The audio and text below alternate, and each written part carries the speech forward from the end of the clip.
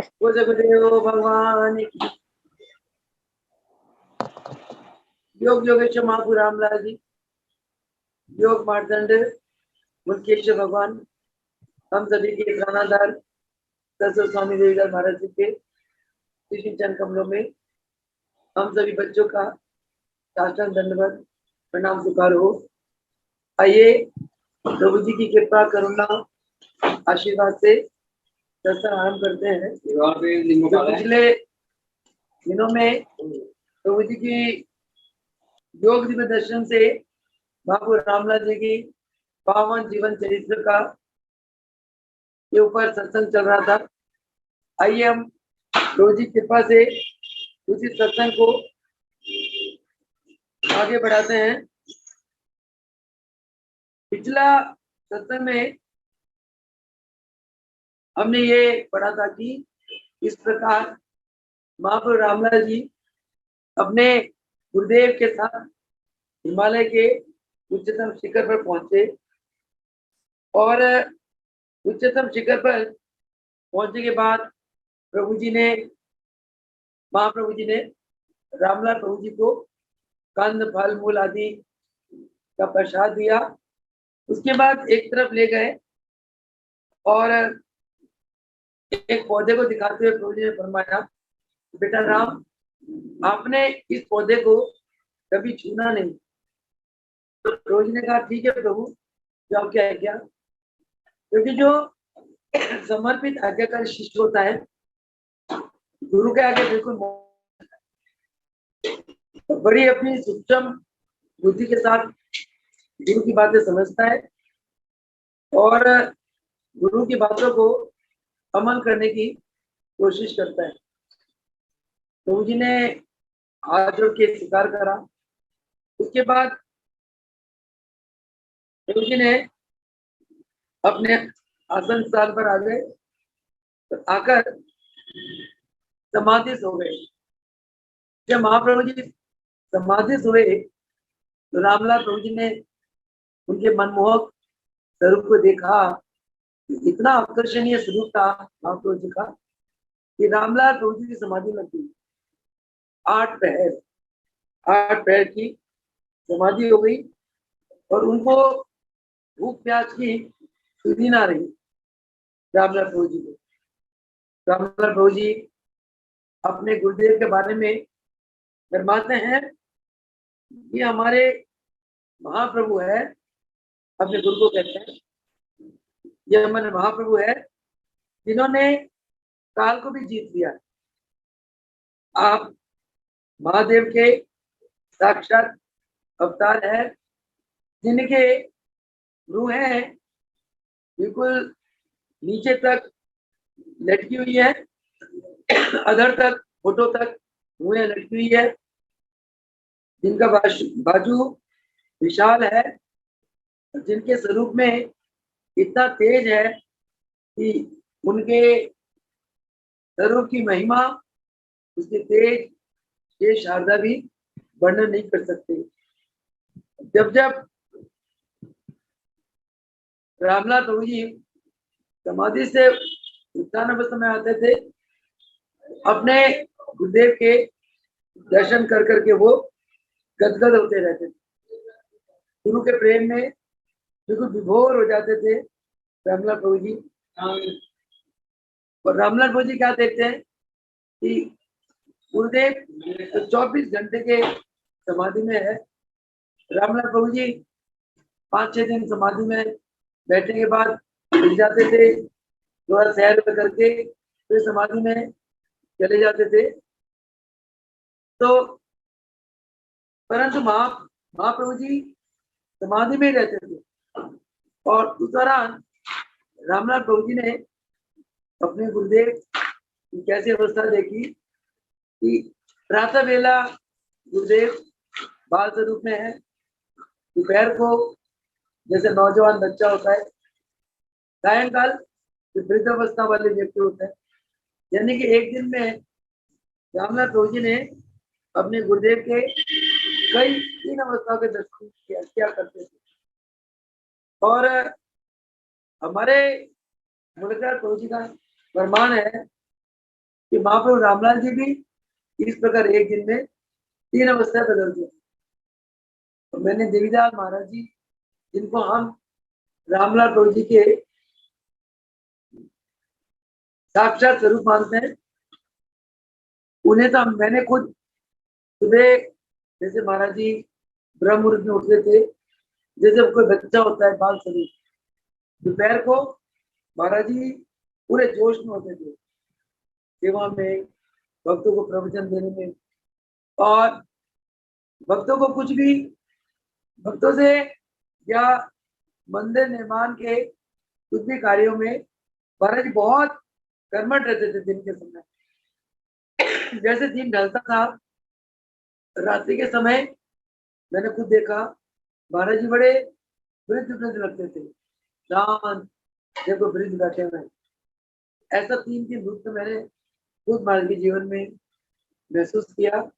मैंने प्रार्थना भी करी, मैं कहा महाराज जी आप जी एक दिन में कई रूप ले लेते हो। तो महाराज जी ने सुनी अनसुनी कर दी, कुछ नहीं बताया, मौन रहे, क्योंकि महाराज जी अपना अंदर का स्वरूप छुपा के रखना चाहते थे। इसके आगे अपना अंदर की जो एक रूप है, अंदर का जो पावर है, महाराज जी उसका शो ऑफ नहीं करना चाहते थे।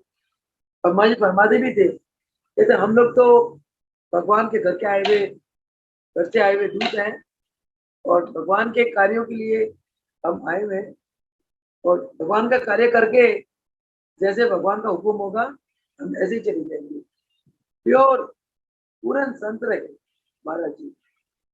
तो क्योंकि रामलाल प्रभु जी ने फरमाया था कि हम 3 देह में आएंगे, एक उनका अपना देह, एक मलकराज प्रभु जी का देह, एक देवीदास महाराज का देह।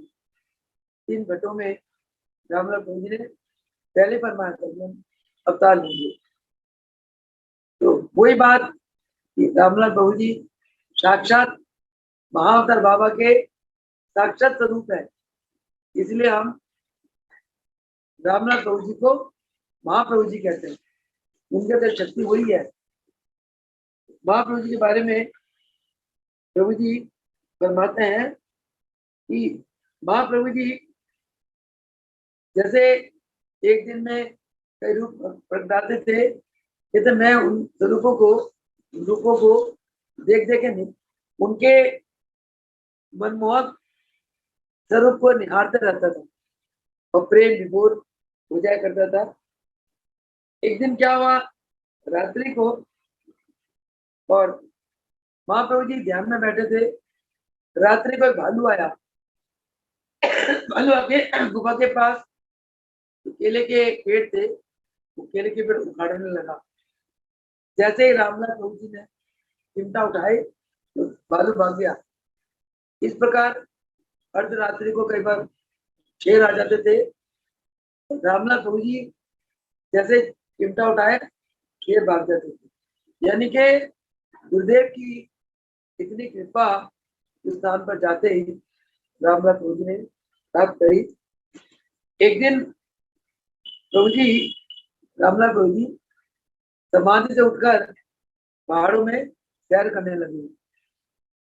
सैर करते उन्हें वो बूटा दिखाई दिया, जिस बूटे के लिए महाप्रभु जी ने आज्ञा दी थी, बेटा आपने इस बूटे को हाथ नहीं लगाना।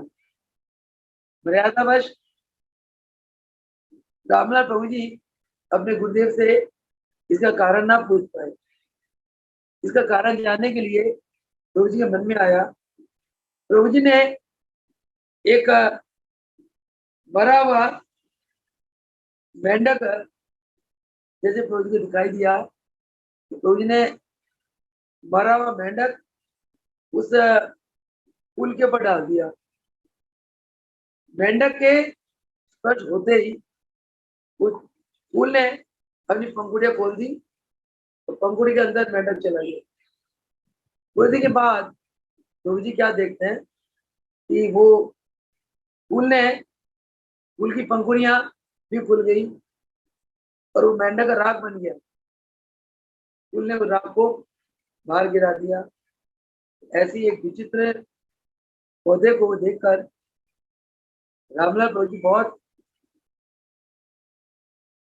अचंभाचकित हुए, तब उन्हें वो समझ आई ये एक विषैला पौधा है। तभी प्रभु जी ने मुझे आज्ञा दी थी कि बेटा इसको स्पर्श नहीं करना। इन बातों से हमें क्या ज्ञात होता है? इन बातों से यही ज्ञात होता है कि रामलाल प्रभु जी बाल्यकाल से ही ईश्वरीय शक्ति के मालिक थे। बचपन में देखो इतने स्थानों पर प्रभु जी भ्रमण करते हुए कितना सिद्धों का कल्याण किया, कितने शक्तियों का दुरुपयोग करने वालों को सही मार्ग में लगाया, अनेक अनेक लोगों का कल्याण करते करते वो यहाँ पहुंचकर भी अपने गुरु के चरणों में बाल स्वरूप में रहे। बच्चा क्या होता है? बच्चा बड़ा नम्र होता है, इसके हृदय, इसका मन अति शुद्ध होता है, उसके मन में अथाह प्रेम होता है। वही बातें रामलाल प्रभु जी ने थी और गुरु की बातों को, इशारों को अपनी प्रज्ञा, विनम्रता प्रज्ञा के द्वारा रामलाल प्रभु जी समझ जाते थे। इस प्रकार कई बार क्या होता था, प्रभु जी समाधि में बैठने के पहले, क्योंकि महाप्रभु जी तो 6 महीना समाधि में बैठे रहते थे, 6 महीने के बाद समाधि से उठते थे। और जैसे समाधि से उठते थे तो पहाड़ों में जितने संत ऋषि मुनि थे वो इनके चरणों में आते थे और प्रणाम करके इनके चरणों से आशीर्वाद लेते थे। तो एक दिन रामलाल प्रभु जी क्या अक्सर करते थे कि जैसे ध्यान में बैठने से पहले उनके मन में ध्यान के बारे में कई संशय आते थे, तो प्रभु जी पत्थर की शिला के ऊपर कोयले से अपने संशय को निवृत्त करते थे, इसीलिए कि भाई मैं महाप्रभु जी को ये प्रश्न पूछूंगा और इनका हल जानूंगा। एक दिन क्या हुआ, प्रभु जी ध्यान में बैठने से पहले एक पत्थर के शिला पर कुछ अपने मन की शंकाएं लिखी, प्रश्न लिखे कि भाई इन प्रश्नों को मैं महाप्रभु जी से, अपने गुरुदेव से पूछूंगा। फिर समाधि में चले गए। समाधि से जब उठे रामलाल प्रभु जी, उन्होंने देखा कि जो उनके प्रश्न थे मन में, सारे प्रश्नों का उनको उत्तर अपने घर से ही आ गया। फिर उन्होंने फिर उसको मिटा दिया, जो प्रश्न लिखे थे सबको मिटा दिया। यानी कि इस अलौकिक घटना से हमें और आपको क्या ज्ञात होता है कि रामलाल प्रभु जी के अंतरात्मा अपने गुरुदेव के साथ जुड़ी हुई थी। जब हम अपनी अंतरात्मा की तार गुरुदेव के मनमोहक स्वरूप के साथ, उनकी यादों के साथ जोड़ लेते हैं तो गुरुदेव उस घट में आकर विराजमान हो जाते हैं। कहते हैं ना कि अंतःकरण से आप किसी को पुकारो तो वो जरूर आपकी सुनते हैं और आपके पास आ जाते हैं। जितने महापुरुष हुए, सिद्ध पीर पैगंबर हुए, आप किसी को याद करते हो तो याद अंतःकरण से करना चाहिए, तो वो आ जाती है। ये कवि ने गाया ना, राम नाम अति मीठा है, गाके कोई देख ले, आ जाता है राम मेरे, बुला के कोई देख ले। प्रभु दौड़े दौड़े आते हैं, कोई भक्त बुलाने वाला हो, बिकने को तैयार प्रभु, कोई मोल चुकाने वाला। मीरा ने पुकारा, भगवान कृष्ण घर पर मीरा के साथी होते थे। राधा ने पुकारा, राधा के साथ होते हैं। ध्रुव ने पुकारा, प्रहलाद ने पुकारा, हर पल भगवान इन भक्तों के साथ ही रहे। इस घटना से प्रभु जी हमें ये इशारा करते हैं, हम भी यदि अंतःकरण से भगवान को पुकारे, भगवान के प्रेम में, भक्ति में लवलीन रहे, तो भगवान हमसे दूर नहीं। ये तब हो सकता है जब हमें अपनी जिंदगी की सच्चाई पता चल जाए कि ब्रह्म सत्य और जगत मिथ्या। जब तक आपको ब्रह्म सत्य जगत मिथ्या इस बात की अनुभूति नहीं होती, तब तक आप दुनिया छोड़ते ही नहीं हो। जितने बड़े दुनिया में, जितना दुनिया में चिपकोगे उतना भगवान आपसे दूर है, और जितना दुनिया को छोड़ोगे भगवान आपके साथ है। किसी को विराग अवस्था कहते हैं। सब कुछ होते हुए भी आपका मुख दुनिया से विपरीत है, परमार्थ की तरफ।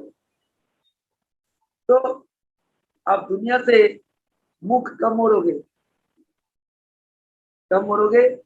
जब गुरु कृपा से ध्यान अभ्यास करके आपको अपने ही सत्स्वरूप ईश्वरीय स्वरूप का ज्ञान हो जाए।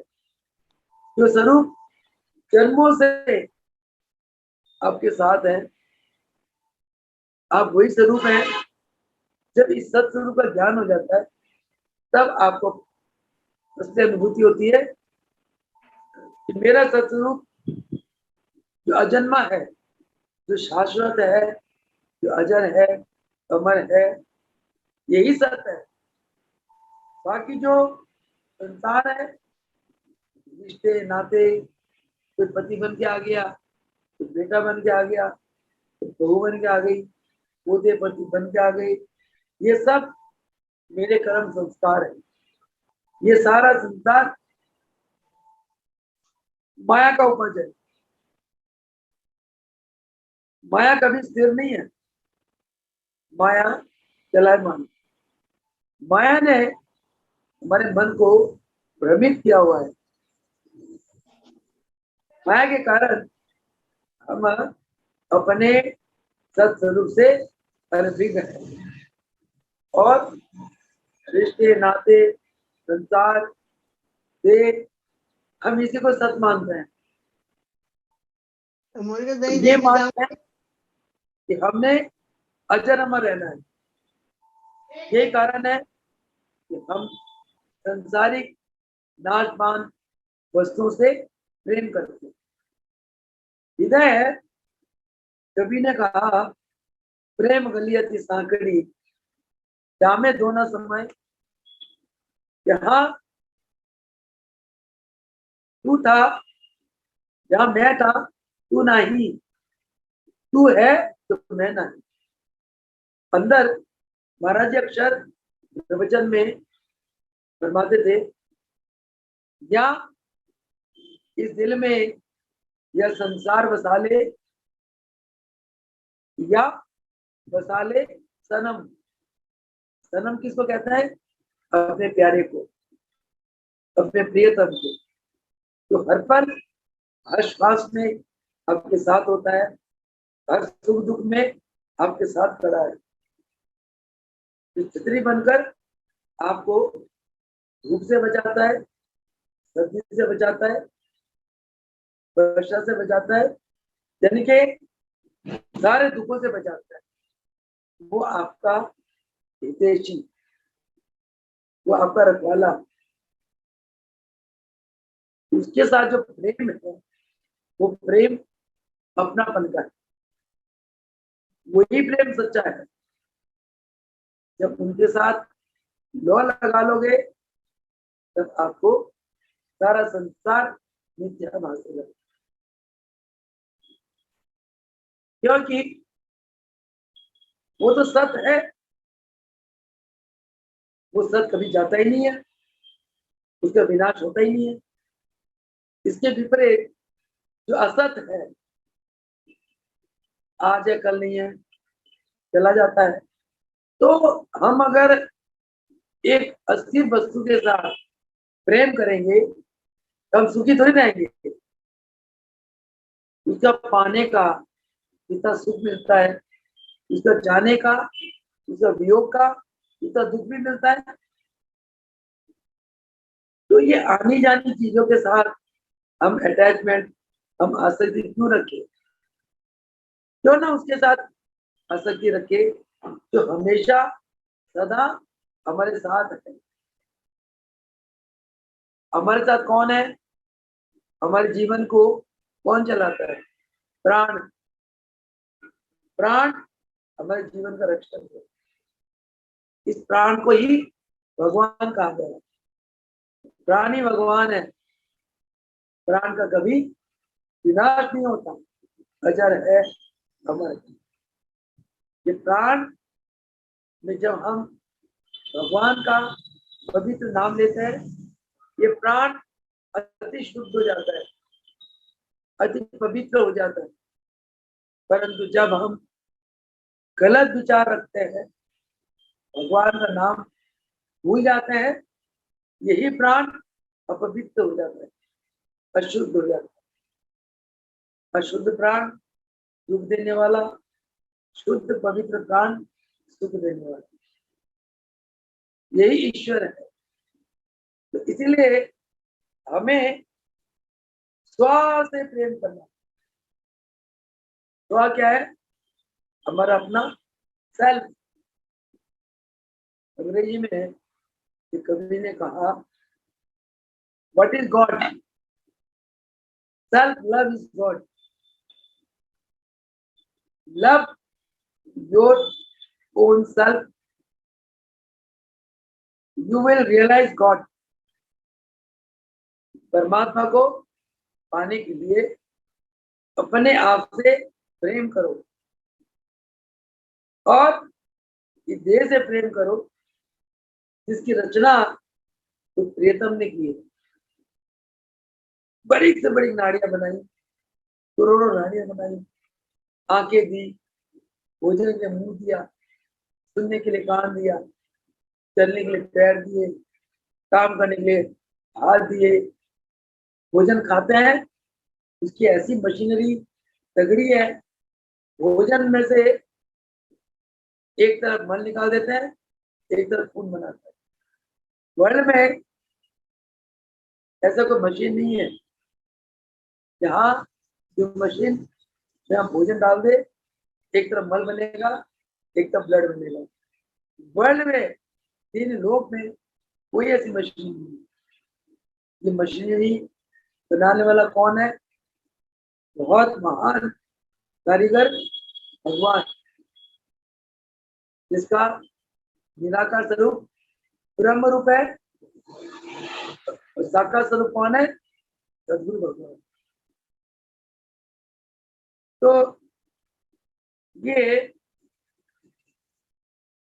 बातें हमारे अंदर तभी आती है, कहने का भाव ये है कि सत्स्वरूप के ज्ञान के बिना ये जीवन व्यर्थ है, कोई फायदा नहीं। खा लिया, पी लिया, सो लिया, घूम लिया, सत्संग कर लिया, भजन सुन लिया, पुस्तकें पढ़ ली, परिवार में खेल कूद के टाइम बिता लिया, इससे कुछ प्राप्ति नहीं है। समय बिल्कुल बिल्कुल ही व्यर्थ जा रहा है। समय का सदुपयोग तब है जब हम ध्यान में बैठकर अपने आप को जगा लेते। गुरु नानक देव जी ने फरमाया, जागो रे जी जागना, अब जागन की बेल। फिर क्या जागे नानका, जब सोए पसारे पैर। जब तो पैर पसार के सो ही जाएगा, फिर क्या जागेगा? जब तक तू है इस जीवन में, तब तक जागता तो जाग अंदर से। अंदर से जागने का मतलब अपने सत्स्वरूप को पहचान और झूठी दुनिया को पहचान, उसको त्याग। आपके सामने मैं दो बर्तन रखती हूँ, एक हीरे का है और एक लोहे का है। आप किसको पकड़ोगे? हीरे को पकड़ोगे, लोहे को नहीं पकड़ोगे। उसी प्रकार जब आपको पता चल जाएगा, अरे मेरा सत्स्वरूप इतना विशाल है, इतना दिव्यमान है, इतना प्रकाशमान है, मैं स्वयं सामर्थ्यवान हूँ, मैं शक्ति स्वरूपा हूँ, मुझे कोई भय नहीं, मैं अभय हूँ, मैं आनंद स्वरूप हूँ, मैं ज्ञान स्वरूप हूँ। तो आप दुनिया के पीछे क्यों भागोगे? रंग रंगीली दुनिया के पीछे जो झूठी है, ऊपर से कुछ अंदर से कुछ, आप क्यों भागोगे? क्योंकि जब तक आप मन को साधते नहीं हो, तब तक आपके द्वारा कुकर्म होंगे ही होंगे। मन बड़ा उचाले करता है, यह मन बड़ा तमाशे करता, अपने मालिक से न डरता। मन को पता है भगवान अंदर बैठा हुआ है, फिर भी वो चीज के ऊपर हावी हो जाता है, ये कर वो कर, ये कर वो कर, दुनिया भर के कुकर्म करा। इसीलिए जीव को क्या चाहिए? मन का दास ना बने, मन को अपना दास बनाए। उसके लिए क्या करना होगा? मन को कमजोर करना पड़ेगा। मन कैसे कमजोर होगा? आपका एक बच्चा है, आप बच्चे की इच्छा पूरी करते जाओ, जो बड़ा होगा आप जो हावी हो जाएगा। इन्होंने बना लिया, निकालने पड़ेंगे। मैं बीज रमाबाई को अद्भुत ईश्वर शक्ति की मालिकन बना दिया, वो अवधूतानी का कल्याण कर दिया। एक अवधूतानी जो हरिरानंद को परास्त करने जा रही थी, उसको सही मार्ग में लगाया। और जो लोग, एक बाबा जो अपनी सिद्धियों का दुरुपयोग कर रहा था, भंडारे सबके जाके भंडारों को डिस्टर्ब करता था, सारा भंडार का भोजन खप्पड़ में डाल लेता था, कितने कल्याण करे महाराज जी रामनाथ जी। इतने महान ईश्वरीय शक्ति के मालिक होते हुए अपने गुरुदेव के चरणों में नन्हा बच्चा बनकर खड़े हैं और अपने गुरु के प्रति इतना प्रेम हो रहा है, इनके तेजस्वी स्वरूप को देखते ही रामनाथ गुरु जी का ध्यान लग जाता है, समाधि हो जाती है। समाधि में संकल्प करते हैं, पत्थर की शिला के ऊपर अपने प्रश्न लिखते हैं, समाधि में उठते प्रश्न का जवाब मिल जाता है। एक दिन क्या हुआ, प्रभु जी समाधि से उठे, उनके गुरुदेव तो समाधि बैठे हुए 6 महीने तक बैठे हुए। प्रभु जी समाधि से उठे, प्रभु जी का दिल करा सैर कराऊं। उन्होंने देखा एक महात्मा काफी वृद्ध, वो महात्मा पिछले 500 वर्ष से हिमालय में रहते थे, बहुत सिद्ध पुरुष थे। रामनाथ प्रभु जी ने उन्हें जाकर प्रणाम करा। उन्होंने देखा कि महात्मा के अंदर तेज बहुत था, उनके जो भ्रू पटल है वो अधर होठों तक गिरे रहते। प्रभु जी ने पूछा, महात्मा आप इस हिमालय के बर्फीले स्थान पर कब से विराजमान है? महात्मा ने पता क्या कहा? कहते बेटा मुझे 500 वर्ष हो गए इस स्थान पर रहते हुए। 500, 5 नहीं, 50 नहीं, 500। प्रभु जी बड़े हैरान हुए, कहते अच्छा ये बताएं मेरे गुरुदेव यहाँ कब से हैं? वो कहते हैं कि जो महाअवतार बाबा है, महाप्रभु है, वो महात्मा कहते हैं वो मेरे गुरु के गुरु है, वो मेरे दादा गुरुदेव है। तो मेरे गुरु तो ब्रह्मलीन हो गए, और मैं 500 बरस से महाप्रभु जी को इसी प्रकार देख रहा हूँ, इसी रूप में। यानी कि महाप्रभु जो रामलाल प्रभु जी गुरुदेव अजन्मा है, उनका जन्म मृत्यु नहीं है। इसी प्रकार महर्षि काकभूषुंड जी भी अजन्मा है। एक बार गुरु वशिष्ठ ने उनसे पूछा, भगवान ये आपका जन्म मरण नहीं है, इसका राज क्या है? कहते जब मैंने नामदान लिया था तब मेरे गुरुदेव ने मुझे प्राण और अपान की मिलान की युक्ति बताई। मुझे आज्ञा दी थी कि बेटा 24 घंटे प्राणों में ध्यान करो और प्राण और अपान को दोनों को मिलाए रखो, इसको मिलान करते रहो। जैसे गुरुदेव ने जो मुझे युक्ति सिखाई प्राण और अपान का मिलान, तो तब से मैं प्राण और अपान का मिलान करता रहता हूँ। इसीलिए मेरा ना तो जन्म है ना मृत्यु है, ना जन्म। उसी प्रकार जो महाप्रभु है रामलाल प्रभु जी के गुरुदेव, वो अजन्मा है। इन महात्मा ने 500 वर्ष से उनको इसी रूप में देखा। और वो महात्मा फिर रामलाल प्रभु जी ने अपने गुरु के बारे में और भी पूछा, वे समाधि से कब उठते हैं?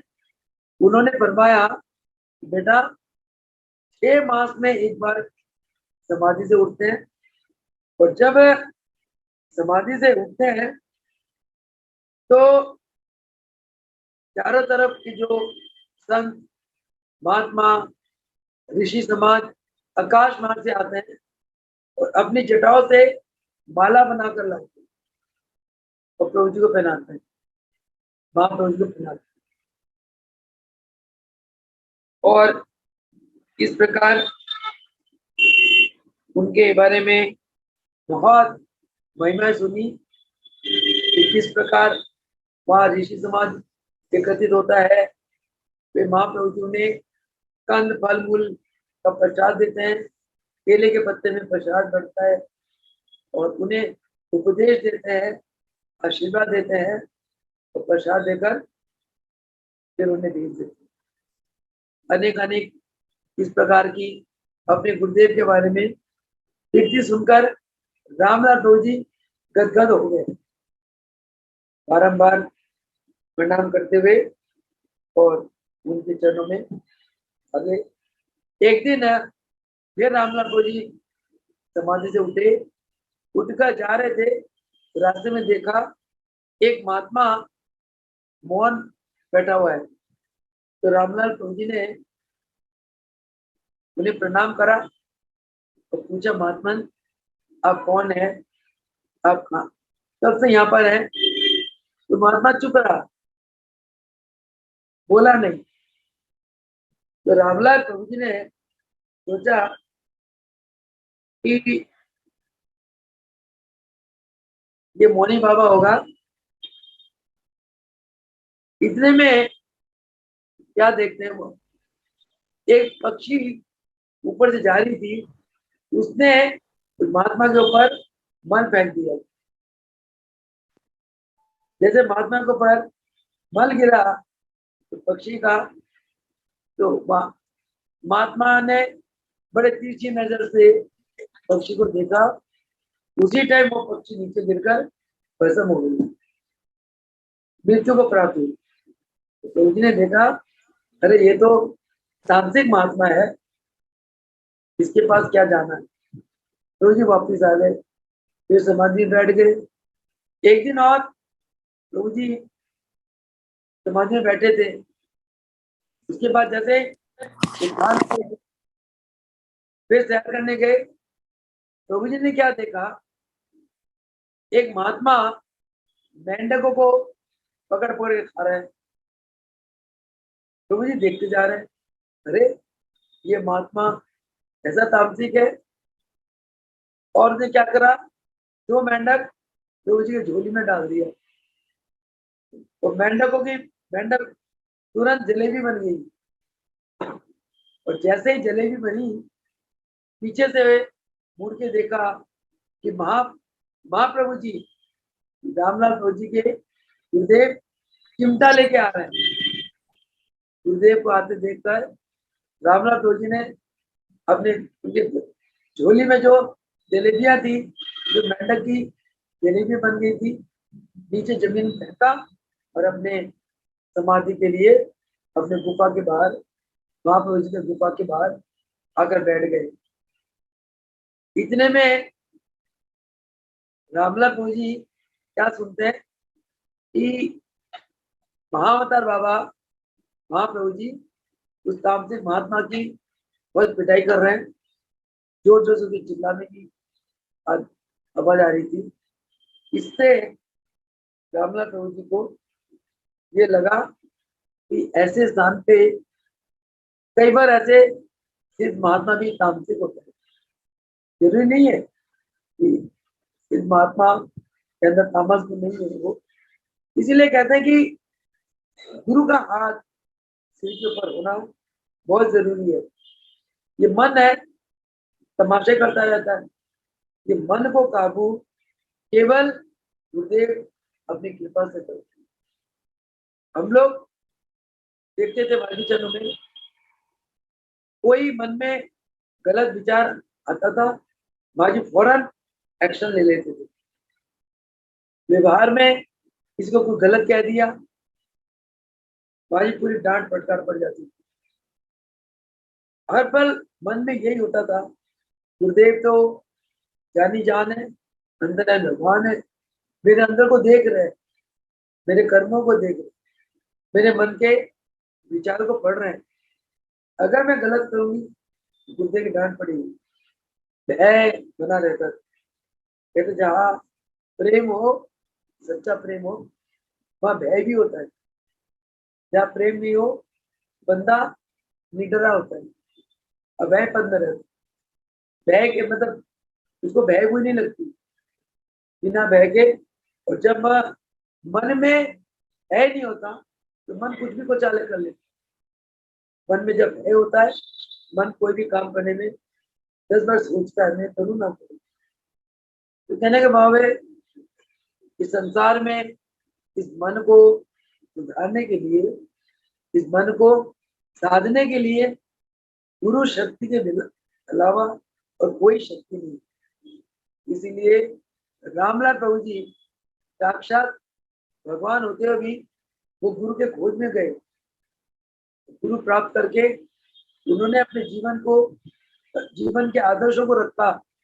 गुरु प्राप्त करने के बाद किस प्रकार साधना करना चाहिए, किस प्रकार गुरु के अनुशासन में रहना चाहिए, और किस प्रकार गुरु की आज्ञा में रहकर गुरु के कार्य को आगे बढ़ाना चाहिए।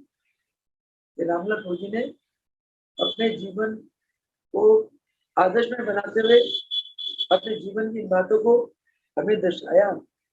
वही हमने देखा उनके जब भगवान गुरु के प्रति कितना प्रेम था, कितना समर्पण था।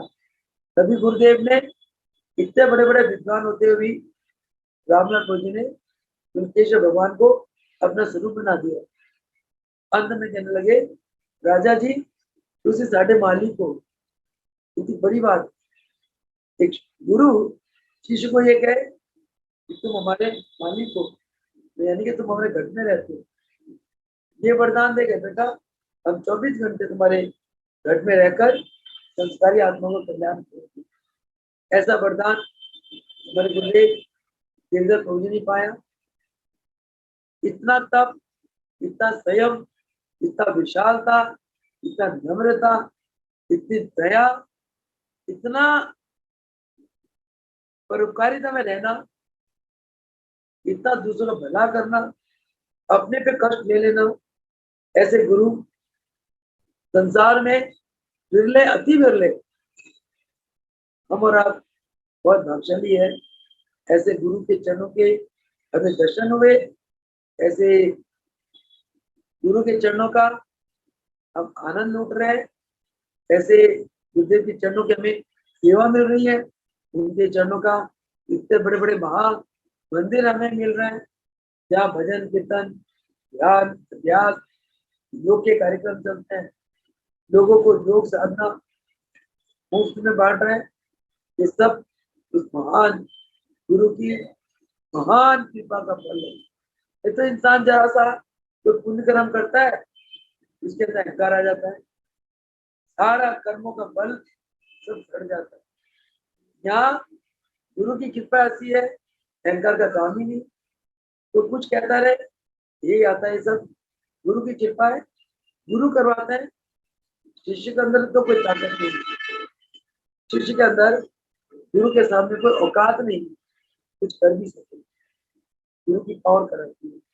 तो इसीलिए ये जो योग दिव्य दर्शन का जो हम पाठ कर रहे हैं, उसके अंदर जो अलौकिक घटनाएं, अलौकिक करिश्माएं हम डेली सत्संग में उस करिश्माओं का चर्चा करते हैं। हर करिश्मा के पीछे बहुत जबरदस्त ज्ञान है, आध्यात्मिकता है। इसलिए प्रभु जी की कृपा से जितना हम सत्संग सुनेंगे, आध्यात्मिकता में रहेंगे, उतना ही हमारी आत्मा का और हमारे मन का, हमारे जीवन का कल्याण होगा, तो हमारा जीवन दिव्य बनता चला जाएगा। इन्हीं शब्दों के साथ समय कहता है अब वाणी तो यहीं विराम देते हैं, फिर कल मिलेंगे सत्संग के समय 4:45 से लेकर 6:45 तक। 2 घंटे तो लगते ही हैं सत्संग में। तो इन्हीं शब्दों के साथ प्रभु जी के चरणों का बार बार शुक्राना करते हुए, उन्होंने वाणी दी है, देखने को आंखें दी है, सुनने को कान दिए, सेवा के लिए हाथ दिए, सत्संग में चलने के लिए पैर दिए, इतना सुंदर शरीर दिए, इस जीवन यात्रा को चलाने के लिए। ऐसे गुरुदेव के चरणों में बारंबार प्रणाम, रोम रोम श्वास श्वास प्रणाम। और प्रभु जी जो बुलवाते हैं, उनकी कृपा बुलवाती है, ऐसे गुरुओं को नतमस्तक श्वास श्वास कोटि कोटि नमन हो। गुरुदेव भगवान की बोल, योगेश्वर महाप्रभु रामलाल जी की जय हो, योगेश्वर भगवान की जय हो, जय हो, सत्यनारायण भगवान की जय हो, जय हो, आद्य दरबार की जय जय हो, योग दरबार की जय हो, जय हो।